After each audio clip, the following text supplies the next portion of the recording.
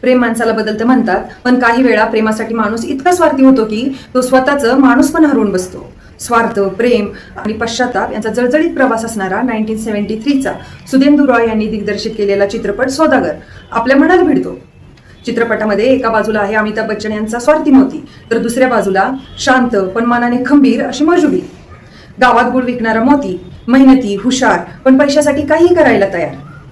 मोतीचं मन जडलेलं असतं फुलबानू नावाच्या एका सुंदर मुलीशी, पण तिच्याशी लग्न करण्यासाठी त्याच्याकडे पैसे नसतात. आणि इथून सुरू होतो मोतीच्या आयुष्यातला सर्वात मोठा सौदा. मोतीच्या व्यवसायात मदत करणारी असती मौजुबी, एक विधवा स्त्री, शांत, साधी पण मनाने खूप मोठी. तिच्या चगुळामुळेच मोतीचा धंदा चाललेला असतो. पण मोती कधीच तिच्या प्रेमाची आणि मेहनतीची किंमत करत नाही. मौजुबीला वाटतं तिचं आता आयुष्य बदलेल, तिला प्रेम मिळेल. पण मोतीसाठी ते लग्न नसतं, तर तो असतो फक्त एक सौदा. मौजुबी दिवस रात्र राबत असते, पण जेव्हा मोतीकडे पुरेसा पैसा येतो त्यावेळी तो मौजुबीला सोडून फुलबानूशी लग्न करतो. इथून पुढे सुरू होतो मोतीच्या आयुष्यातला खरा संघर्ष. कारण पैसा मिळू शकतो, पण निस्वार्थ प्रेम परत विकत घेऊ शकत नाही. रवींद्र जैन यांच्या सूर्य संगीतातील तेरा मेरा साथ रहे, सजना है मुझे सजना के लिए ही गाणी आजही गोड वाटतात.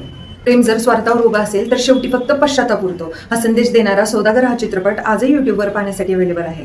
अशा सुंदर चित्रपटांच्या प्रमोशनसाठी माझ्या चॅनलला लाईक आणि सबस्क्राईब करा.